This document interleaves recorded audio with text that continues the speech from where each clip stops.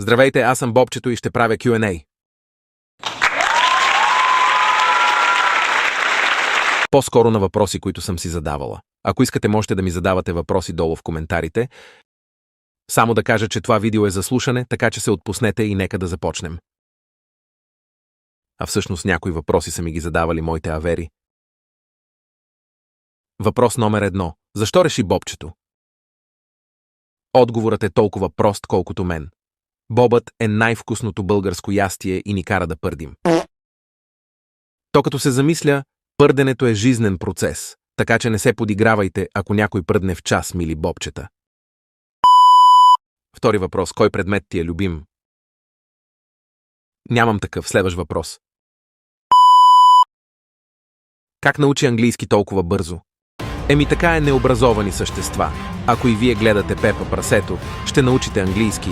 Ама какво да кажа? Вие гледате Скибиди Тойлет. Кой е твоят идол?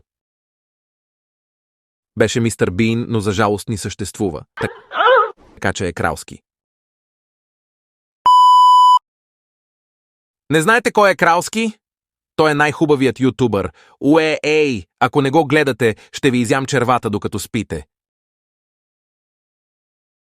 Не знам кой си въпрос, кой мразиш най-много? Те са много и не мога да броя, така че не мога да кажа. И финалният въпрос. Как е правилният начин да си избършеш газа? Като си на таолетната, много ясно. Слагаш си мазната ръка в кенефа и бършеш. Трябва да са ви изпънати буските, за да въздействат нещата. Това беше всичко от мен, скъпи деца.